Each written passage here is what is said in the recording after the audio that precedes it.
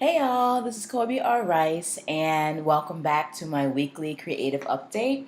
And if you're watching the video vlog version of this on YouTube, you'll see that I have my afro out today in full force and effect.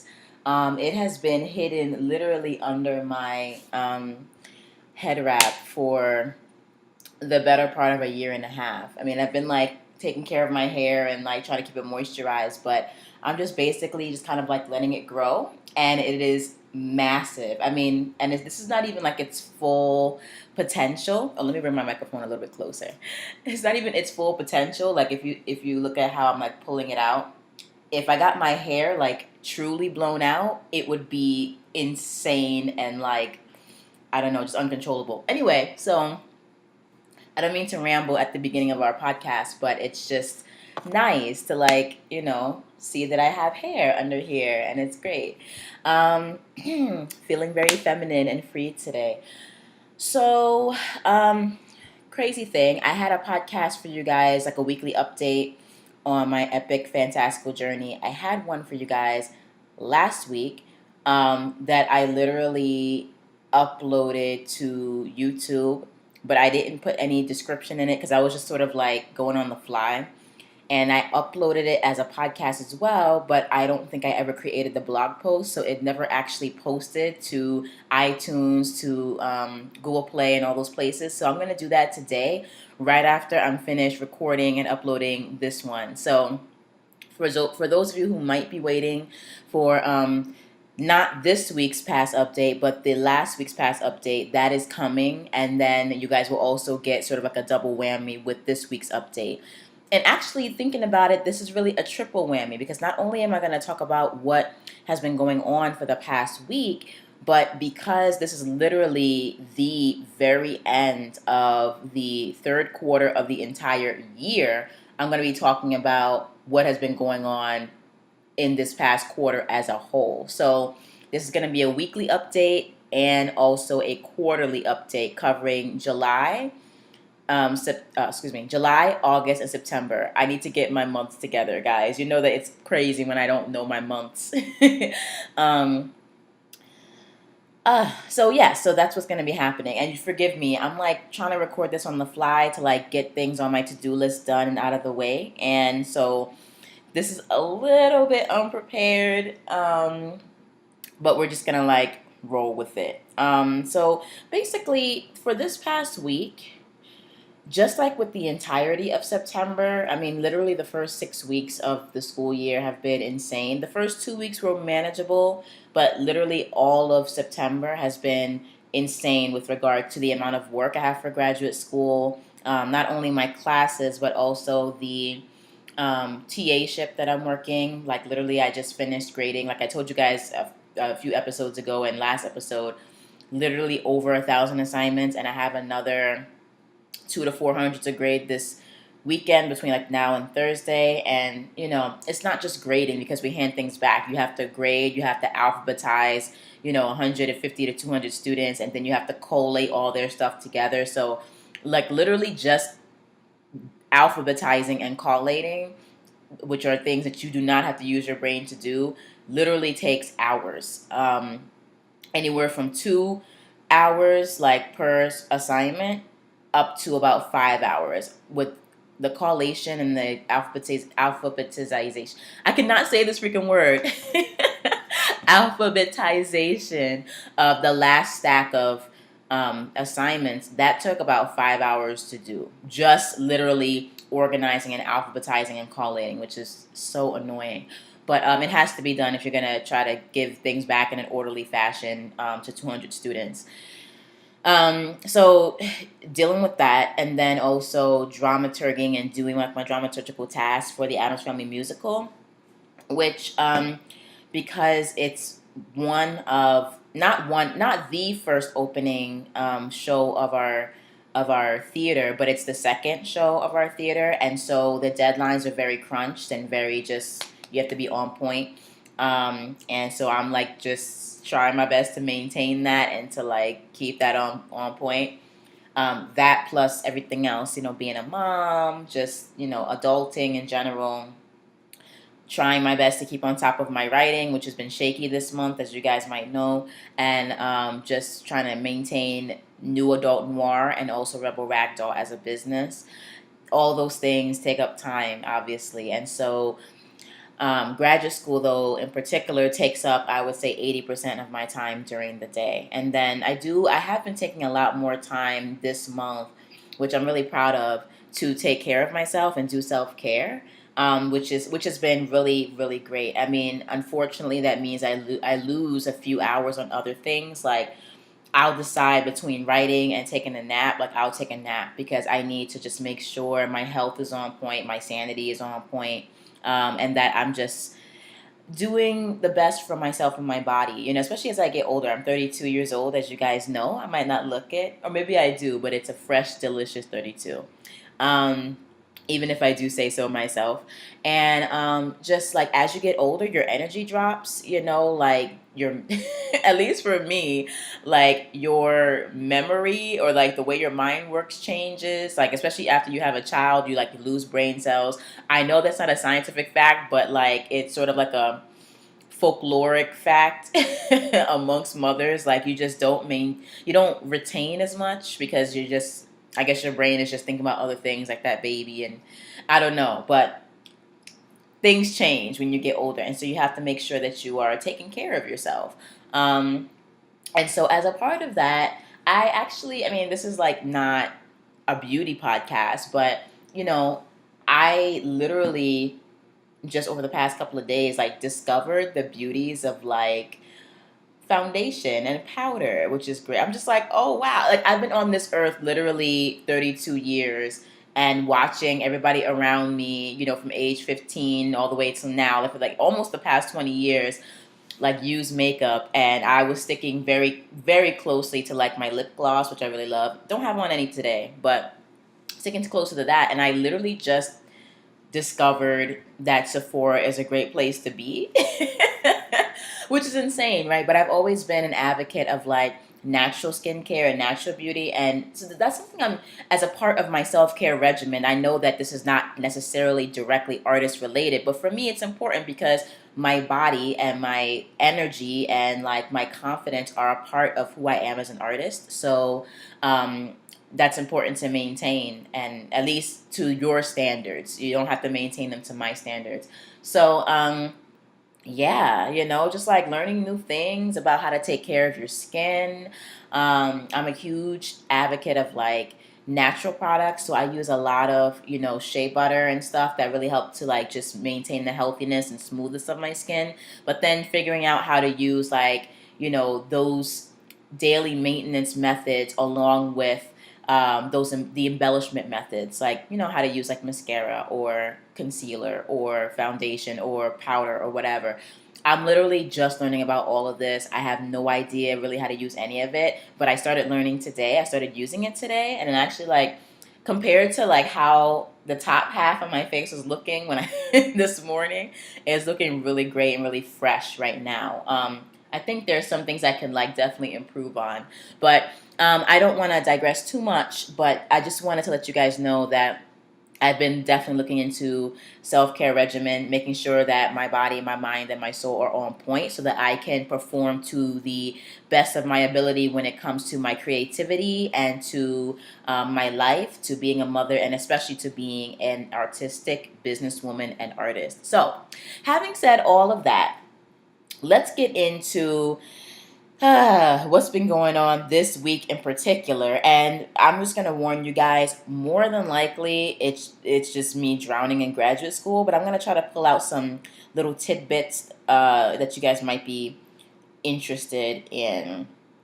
um one major thing, hello, so we have this amazing sci-fi science and space summit coming up with some amazing headliners who are going to be, and it's a virtual summit, by the way, but we have some amazing talent, amazing headliners who will be participating in the virtual summit via interviews, offering free opt-in gifts, free virtual door prizes. And some of those headliners that you can experience are Andy Weir, who is the author of The Martian. If you're a huge sci-fi fan, then you already know what that is. Even if you are not, you will probably have known, or you will know that it's the movie that Matt Damon just recently starred in, you know, a few months to a year ago, that was up for a lot of Oscar nominations.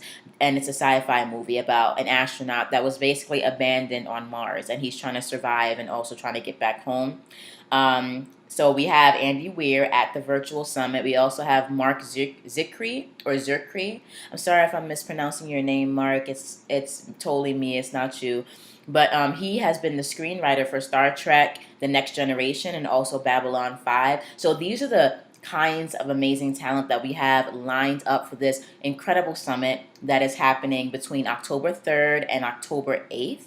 And I am just so flattered and humbled that I am actually able to be a part of this summit as well, being a sci-fi novelist. And so I'm not one of the headliners, and I'm still like a baby writer developing myself and my skills. But if you're interested in hearing about more about me, like sort of my origin story as a writer, if you're a writer and looking for like world building tips, marketing tips, craft tips, we go through all of that in my interview. And of course, I'm offering a free copy of my novel, The Given, as one of the door prizes to this event. So I will be one of the speakers, and you guys will get to see me.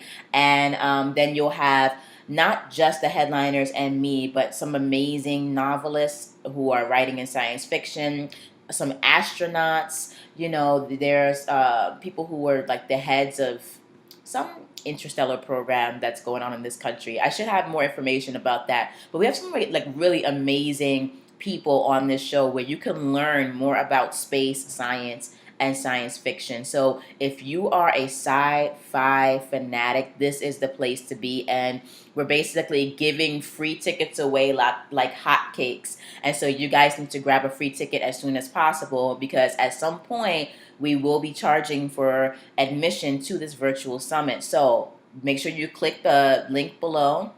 Go get your virtual ticket and get in and register for free, so you have access to all the videos and all the door prizes for free while the summit is open. So definitely do that. And along with The Given, there will be 12 other authors who are offering free novels, like totally free sci-fi ebooks for you guys, for everybody who registers for the summit. So I mean, you guys are getting a lot, and this is going to be an amazing event, and we get to hear from some really amazing talent in the industry, both for fiction and nonfiction, and earthly things and unearthly interstellar things. It's going to be super exciting and amazing, and I really don't want you guys to miss it. So make sure that you go and get it now. Okay? So that's one major thing, one major announcement that I wanted to make. Let's see. The next thing that I'm looking at this, and literally, there's not really much to go over for the past week. It's just been me drowning in graduate school. So let's just move on. Let's just honestly chalk September up to being the month that graduate school put its foot in Colby's ass. Like, let's just call it what it is, and let's just like deal with that. But there are some things that I have been preparing for as much as possible for this particular coming month. Even though October is technically quarter four, I have been working on the Fright Fest giveaway at New Adult Noir, and we are offering a free Amazon Echo Dot and a host of 13 novels. 13 is a popular number recently. 13 spooky novels. So if you're looking at paranormal novels, supernatural thrillers, paranormal mysteries, paranormal romance, anything dealing with urban fantasy, werewolves, witches, magics, Morlocks, just magicians, wizards, like all the things that you think about when we think about haunting, horror, and Halloween. Oh, that was an alliteration. Anything that you can think about dealing with the spookiness of the month of October, definitely go and check that out, because we have it available. So, and as usual, because my giveaways are the bomb diggity, every single entrant gets a prize. So if you are interested in winning the Echo Dot, but you happen to not be picked this time around, That's okay. You're going to just expand your amazing collection with a set of spooky novels. So definitely go and check that out at newadultnoir.com. That's NEWADULTNOIR.com. And just as a reminder, we also have our 25 days of box sets giveaway coming up, which I've been busting my ass on. And I still need to bust my ass on like twice as hard because now we're getting down to crunch time. And it doesn't feel like that for most of you because it starts in December. But imagine if you had the task in front of you of collating, organizing, and designing 25 box sets with 10 novels each in it, and they have to look beautiful, they have to have great covers, they have to have 3D covers, and they have to have graphics associated with them. Like, it's a lot. There's a lot going on top of that. I developed 2 different levels for that giveaway. So for level 2 authors, they're the ones who are going to be included in the all-in-one downloadable box set, where you can just go download one file and get all 10 authors' books in one box set. And then you're also entered in to win one of our 25 prizes during that giveaway. And so level 2 authors are a part of that entire process. And they're sort of like the headliners of the giveaway. But then I have level 1 authors who are only joining the Insta Freebie portion of the giveaway, where you can go to Insta Freebie and individually download those novels.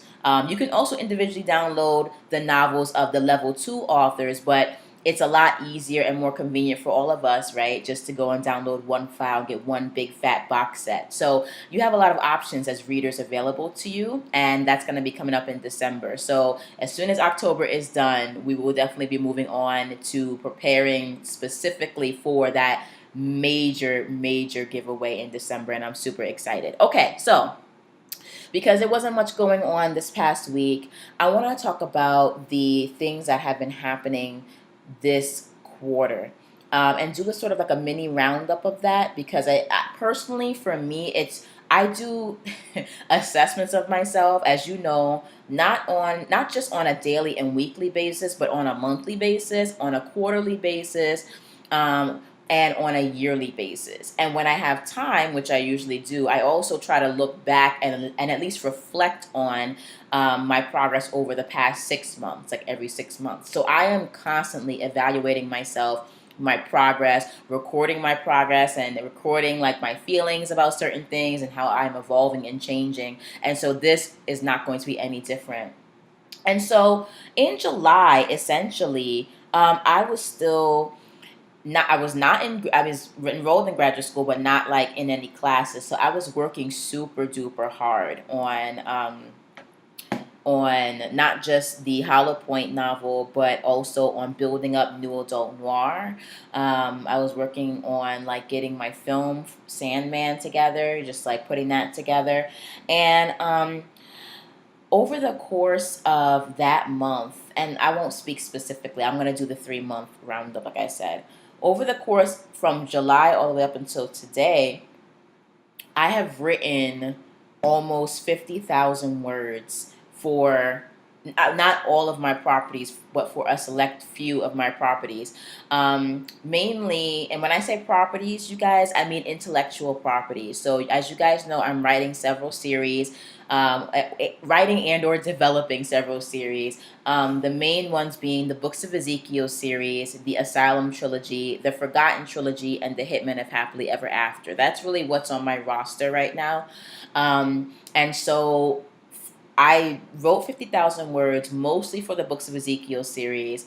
Many of those words went into Hollow Point, and a lot of those words went into many of the other first 10 novels of that series, of the Books of Ezekiel series. And what I started to notice, actually, especially recently, for whatever reason, book number 8, which is The House of Death, has been in my mind. Like, it's just been like I'm getting all kinds of storylines and plot lines, and just book number 8 is going to be like hot as hell, because for whatever reason, whenever I sit down, I'm either working on Hollow Point or House of Death. And it's so strange that these 2 books are literally 5 books apart, and for whatever reason, my brain knows exactly what's going to be happening in The House of Death, but I'm still, and Hollow Point as well, but I'm still trying to figure out all the exact story points of The Haunt, which is book number 4, of The Iron Maiden, which is book number 5, of The Final Page, which is book number 6. I think. Sometimes I lose track. I lose track sometimes of like which books are what, but I mean, I really have been just focusing hardcore on the House of Death. So there's something out there in the creative ether that is really drawing my artistic spirit towards that book. And I'm not really entirely sure why that is. And I guess I'll figure it out. But the House of Death is because you guys know that I'm writing 40 books for the books of Ezekiel, but that I'm also breaking down those 40 books into 10 separate arcs, which are going to be 10 separate book sets. So technically, the next arc that oops, I just hit my mic. Sorry. The next arc that I'm working on right now is dealing with the ghosts of Koa. And I'm not going to ruin the plot line for those of you who have not read my novels yet, but that's dealing specifically with Koa and the ghosts of Koa. And then the book set that the House of Death is in deals specifically with, I don't want to be too spoilery, but deals specifically with the House of Almo and the Black Queen. Okay, so yes, I said the Black Queen, boo, the Black Queen. Um, yes, that's all I need to. That's all you need to know. But for whatever reason, even though the final page, the House of Death, Chase the Devil, and the Last Descent are a part of the Black Queen arc, the House of Death is sticking out very clearly for me. And so I'm not really sure why that is. I'm sure I'll figure it out by the time I get to that point. But that's what I've been working on in terms of my writing. In terms of creative uni, and doing a roundup of that, let me pull up my Creative University roster. Okay, so actually the summer, surprisingly, the summer wasn't really that great for me with regard to finishing many of my creative uni courses, which didn't really bother me so much because as far as I'm concerned, my creative uni for the summer was developing a new business, and that business was New Adult Noir. And so I worked on that every single day. I launched it. It's already become a low 4-figure business. I'm really excited about that. And it also had just building that business from scratch gave me a lot of lessons. So for me, that was one of my primary master classes for the summer. But I also was able to finish a couple of master classes and signature courses. So I'll share them with you. Um, in total, I finished one, two, three. I finished 3 major signature courses and master classes, and then for September, my graduate school classes are my master classes. I mean, that's just how I feel. So that would give me 7. But basically, the classes I took were the Become a Transformational Speaker master class with Rosetta Thurman. She had a lot of really amazing advice and tips for those of you who are not only dealing with trying to create a fiction-based life, rather a life that's based on selling fiction, but if you want to base it on coaching or nonfiction, becoming a speaker sometimes is a part of the author brand or the creative or the artist brand. And so she gave a really wonderful masterclass on how to become a speaker and how to manage yourself administratively and financially as a speaker. And it's amazing. What I did, aside from everything that I learned from that class, I did learn that I don't want to be a speaker. I don't want to make my money giving keynotes. That's just me. I don't mind talking in front of audiences. I actually think I'm pretty good at it when I feel like in control of the material. But it's just exhausting, you know. It's like I'm sort of a combination of an introvert and an extrovert. And a lot of that is introvert, and just giving speeches is very exhausting. Like dealing with that is exhausting. Even sometimes doing the podcast can be a little exhausting, and I'm just talking to a mic, and then that video gets put out to you guys. But that's also what I learned. Sometimes when you learn new things, you're fascinated and you do learn a lot, but then you learn that it's not really for you, and that's totally fine. Um, the 5 secrets to starting a nonprofit corporation or foundation masterclass. This was an amazing class because, as you guys know, the Dollhouse Foundation is one of the 5 subsidiaries of Rebel Ragdoll as a brand and as a media company. And the Dollhouse is essentially the charitable and philanthropic arm of what I'm trying to do as a creative. And so I've been thinking a lot about how to incorporate the Rebel Ragdoll, the Rag, the Dollhouse Foundation, in a way that makes sense and that is the most useful for my audience base. It's not really an audience base, but for the people that I want to give scholarships, which are single women and single mothers who, are artists. So, definitely looking into creating the Dollhouse as a foundation. And this class really taught me a lot about how to do that. I also finished the Hollywood Film and Television Directing Masterclass, which was pretty amazing. I would highly recommend it to anybody who wants to learn more about film directing, especially if you want to do it for action and chase scenes and fight scenes. You definitely need to take this class. Gil broke down in some very simple terms a lot of what film schools will teach you about filming, framing, cinematography, lenses, and cameras. He taught that in one class in a very simple, straightforward way. And this is not to say that you shouldn't take a film class if you don't want to, or that this necessarily replaces all film classes, but it certainly helped me remove myself from the more technical aspects of cinematography and understand it on a very basic level. And so now that I have the basic building blocks of knowledge, I can then now build on that knowledge with some more unique, specific technical information. And that was really helpful. That's one of the main things why, even though I think I'd be a great director, I don't think I'd be the best cinematographer. I can visualize a scene and block a scene and like plan out the look of a scene. But in terms of like the camera work, the technical, maneuvers and manipulations and the specs, I leave that to somebody whose love and joy is cameras and electronics. That's not for me. Um, and then so in September, we started grad school August 21st, but in September, we really, really got into the swing of things. So that's basically me again taking my editing fundamentals course alongside of the art of action editing course. I'm also doing the dramaturg and the classic play, which has been, like I said, it's one of my favorite classes. It's extremely useful. It's given me a whole bunch of tools to put into my toolbox as a dramaturg and as a director.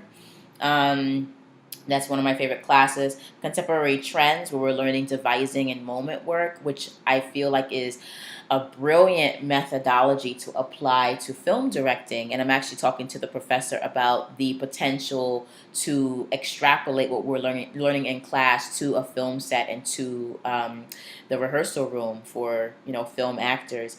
And it's great because he's a theater guy, he doesn't do film, and he had never considered his methods ever as something that could be translated to film. He didn't say that they couldn't be translated to film, but he had just never considered it. So we're going to be having some interesting conversations about how to make that work in a different medium, and I'm looking forward to that. Dramaturging, the Addams Family musical, I'm getting credit for that. It's pretty much a class for me as far as I'm concerned, and also like a theater experience. And so that's taken up a lot of time. Those are the classes I basically have taken and are taking, or still taking. I am still taking. Okay, hello, subject verb agreement. Let's get it together.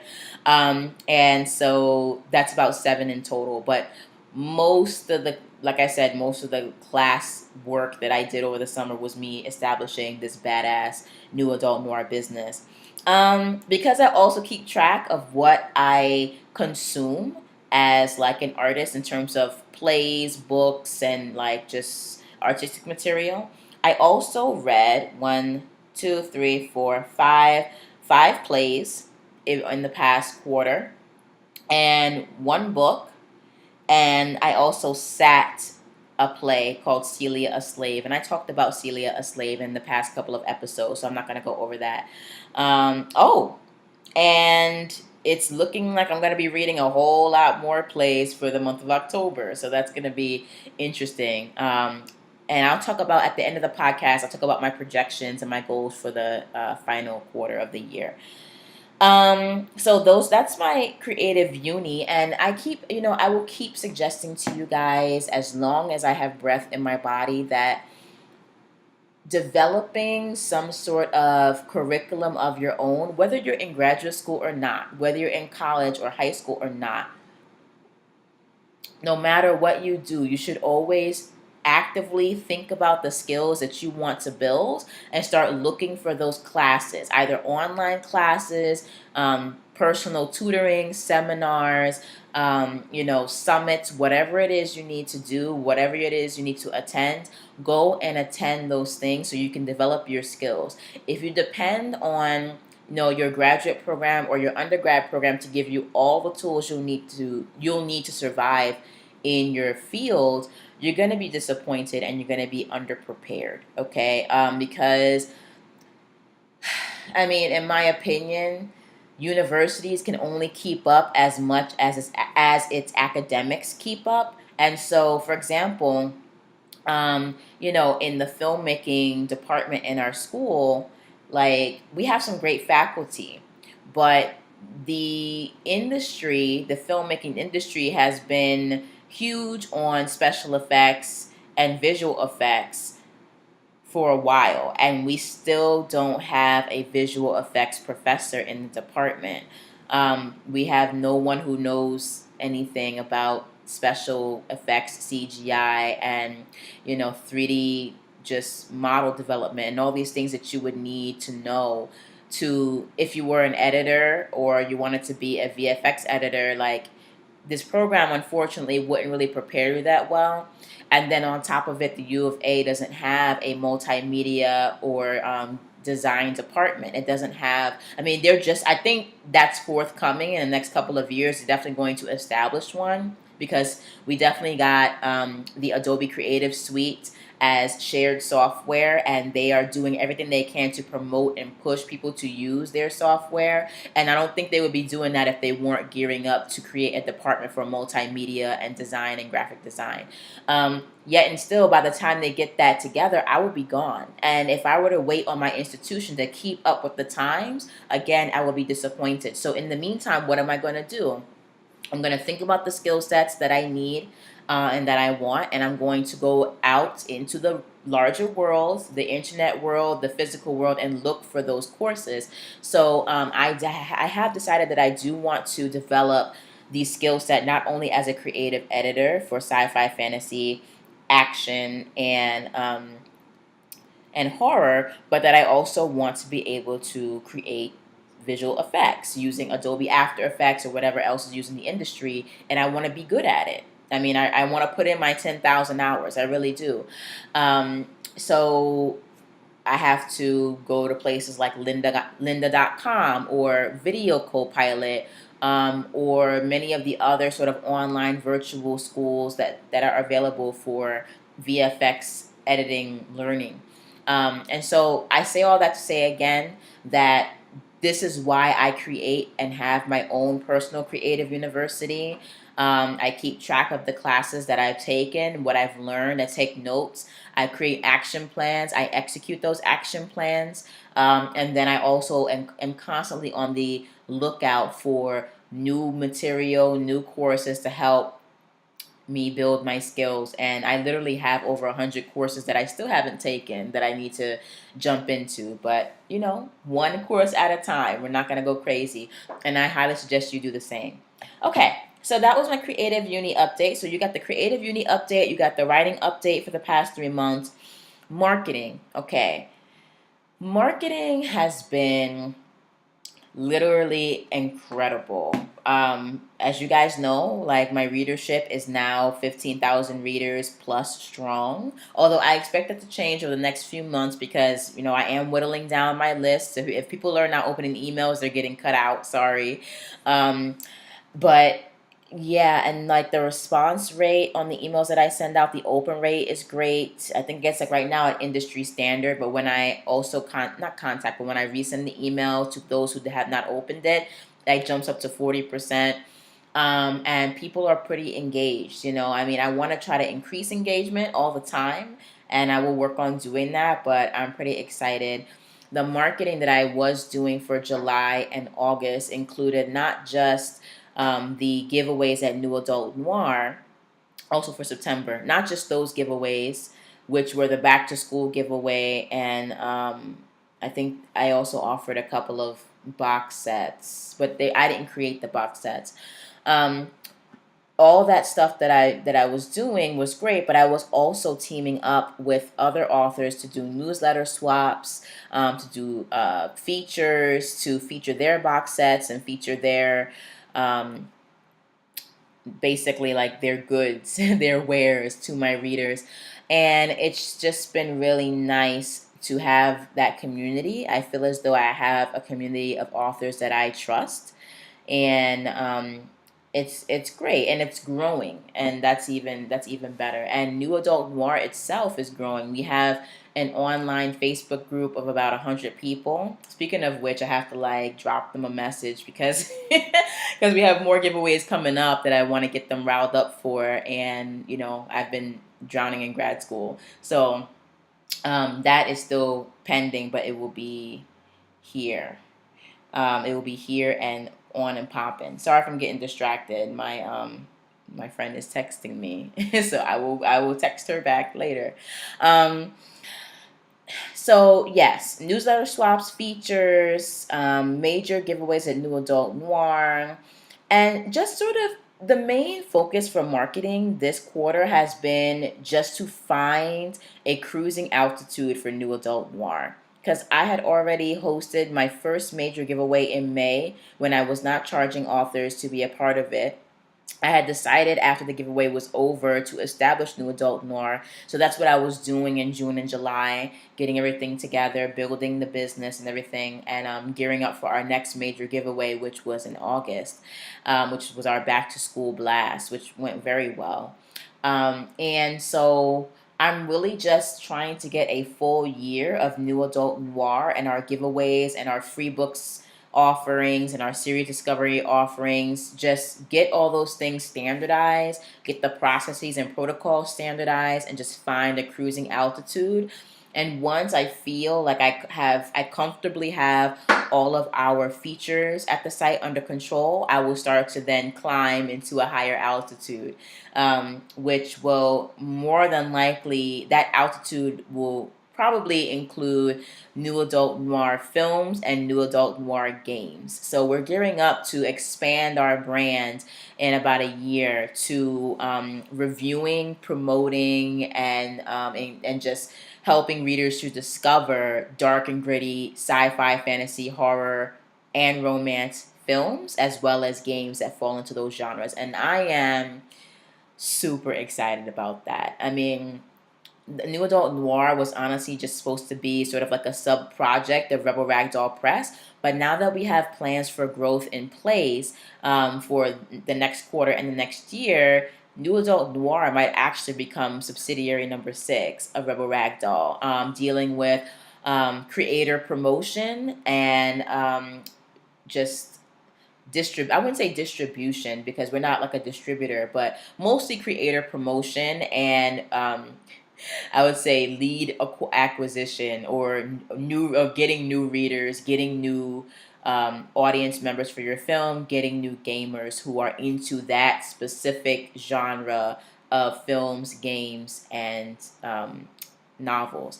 So that's been really exciting. And so that's sort of where my marketing is right now.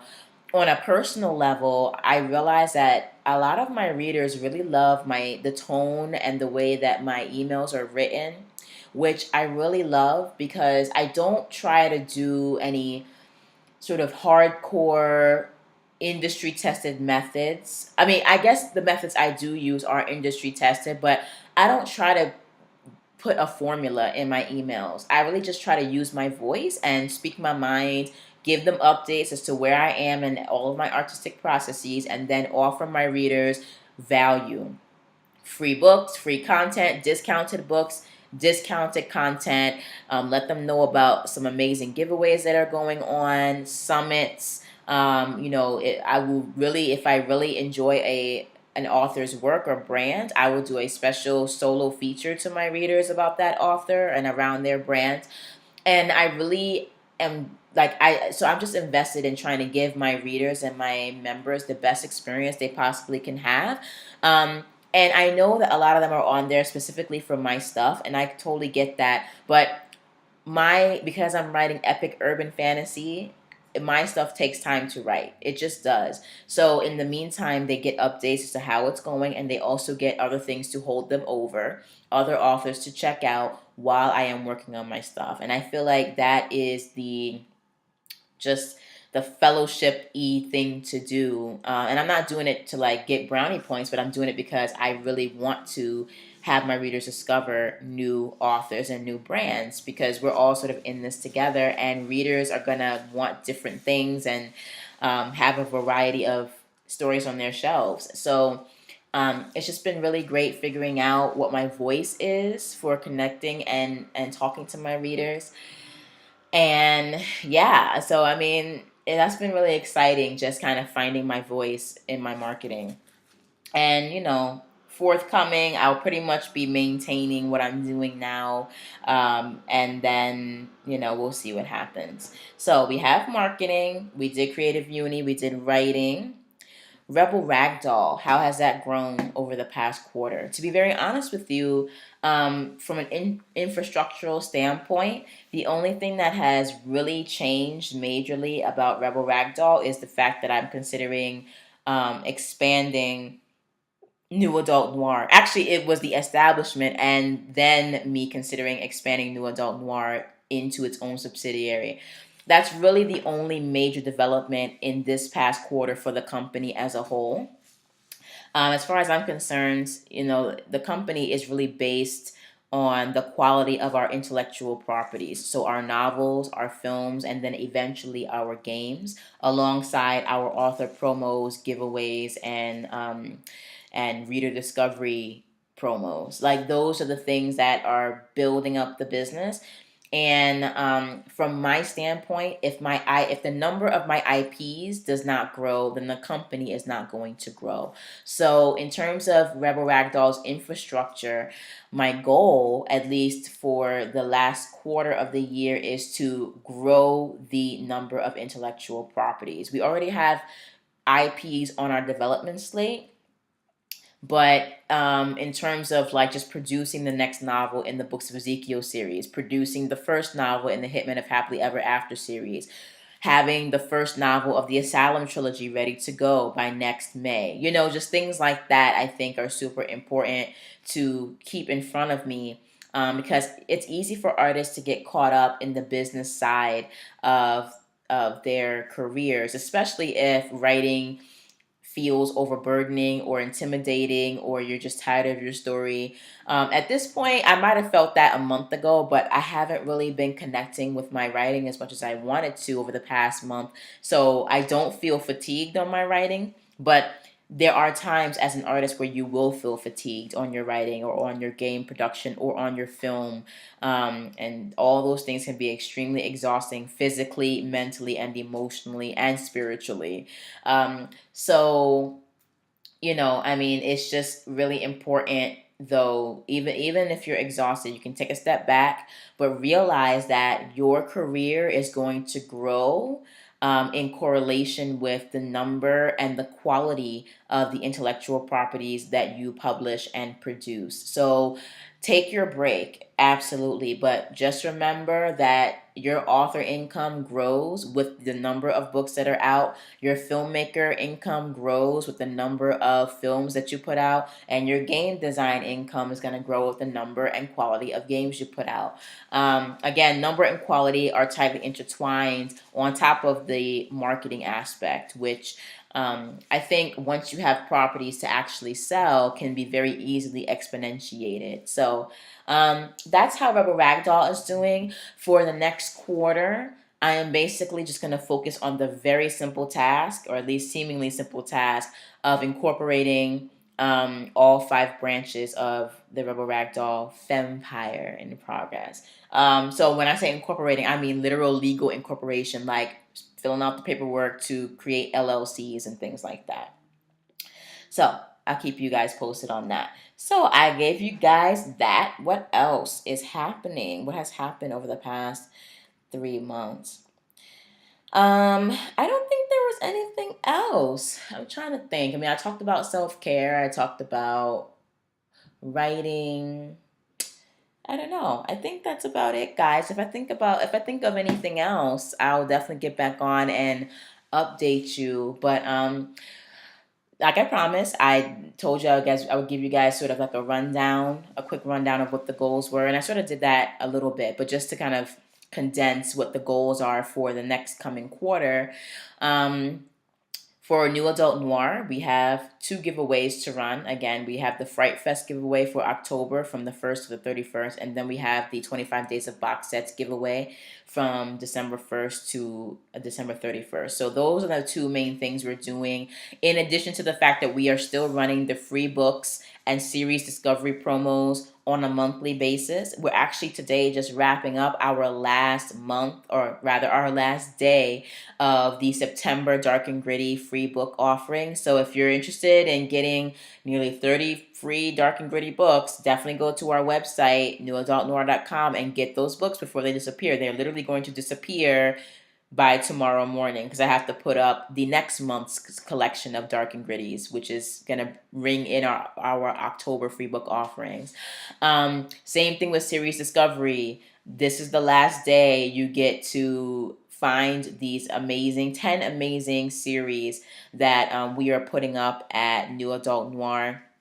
Um, and these series are basically like sci-fi fantasy horror and sci-fi fantasy horror romance. And they're really amazing. And if you want to find out more about our series, definitely go and check it out today before tomorrow, because I have to again take those series down and put up 10 new series for October. So you'll get series every month, but they'll just be different. And we have some great series on offer this month, so please go check it out. So we're doing that at New Adult Noir, and I'm pretty much again just keeping those three things on loop and at a cruising altitude. The free books promo, the series discovery promo, and the two giveaways are basically our primary goals for New Adult Noir as we wrap the year up. Then again, for Rebel Ragdoll, the entire brand and its subsidiaries, the goal is to individually incorporate my subsidiaries in a way, and sort of like connect them and congeal them in a way that makes structural sense. So I will sort of wonder what the lawyers are going to say about what I want to do. So in my opinion, it's best to follow their advice, because, this is like what they do for their careers, is advise people. But I really wonder what's going to happen when I sit down with a lawyer and be like, so can I incorporate five businesses at once? They're going to be like, what? So I'll give you guys an update as to what's going on with that and what that looks like. So that's the goal for Rebel Ragdoll. My writing goals, I don't have any specific word count goals, but I do have two writing goals, which are to release Hollow Point and to release Rose and John Doe's, which is the first book in the Hitman of Happily Ever After series. So that's my goal.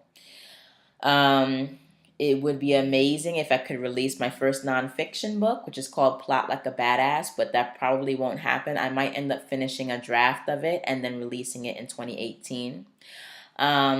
Then we have, let's see, we talked about, in the third quarter, my marketing goals are actually really, really dialed back. I really want to give my readers as some space, and I do want to keep my newsletter to twice a month. That's sort of what I'm trying to do, unless there's something super duper exciting and I just can't hold it back. But I want that to be sort of a rare occurrence. I really want to make sure that my readers are not feeling overwhelmed, because they're signed up to a lot of authors lists, and I just want to. I only want to send them an email when it makes sense, and when like there's actually something to say, So I'm gonna dial that back for the last remaining quarter and just give them a rest and get those things, those interesting, exciting things, the most interesting, exciting things into emails and out to my readers when it is appropriate. Um, for my creative uni, honestly, at least temporarily, I'm going to spend. I cannot, it's like, why do I even have a podcast if I can't speak? I'm going to suspend my external courses for my creative uni and really focus most of my effort and my time on the graduate school courses that I'm taking, because those essentially are my creative uni. It felt much more urgent last year for me to have my own creative university outside of graduate school, because we literally were only studying theory and history, and I just wanted to like jump off a building because there was like nothing creative happening, and I was like, what is going on? Um, so that it was more sort of dire for me. But this year, now that I'm literally in my editing class and my classic dramaturg class, and I feel like I'm getting, and my devising class, I'm getting that creativity that I need. And because the classes are so demanding, I need to focus on those. So that's going to be my creative uni for the rest of the year. And basically the goals for the fourth quarter are essentially finishing things up. That's the entire plan, just to make sure like I finish what I started this year. That's really important to me, especially because for me, January 1st and the first weeks in the first quarter of the year is my favorite time of the year. It is the time at which like I feel renewed, I feel refreshed. I feel like I have an entire 12 months to do new things, have a new perspective, start new projects or kick off projects that have been on my slate for a while. And I just want to make sure that I've cleared the decks by the time December 25th comes around, because I like to also take the last week of the year just off, just like chilling, just relaxing, spending time with family, with my daughter, singing. We don't sing carols, but just like chilling to Nat Turner's Christmas carols and eating food. And I just want that time to like be about reflection and be about family and be about just coming together and just living a little bit. And so by December 25th, December 20, really like December 23rd, I want to have most of my projects for this year, the major ones, wrapped up, and I want to be in a state of reflection. Um, and then in 2018, I kick off the year with my goals, along with an entire like resume of everything I did in 2017. And this year, at the end of the year, I'm going to record a series of mini videos for each area of my business and my artistic pursuits. So instead of having like a long sort of list to read, I'm just going to have a series of quick videos and put that into like a blog post with some sort of blurbs to it, and put that up on my website, because I really enjoy doing podcasts. I really enjoy doing vlogs and videos and stuff like that. And I just love it as an interactive way of getting my information and my sort of creative goals and endeavors out there, but also like with connecting to you guys. And so I'm just trying a new way to blog and vlog, and it's really exciting. And I'm super amped to do that wrap up at the end of the year. So that's basically my third quarter wrap up. Oh goodness, it's just, the year went by so quickly, but it also kind of took a while for it to kind of creep on by. Um, but yes, I will certainly be back around this time next week to tell you about how the first week of quarter four has gone. And I will continue my weekly updates on the podcast, on the vlog, as long as, grad school is not swallowing me up. But I hope that you guys got something out of this wrap up and out of this journey. Oh, before I sign off, I wanted to give you guys an update on Sandman. Duh.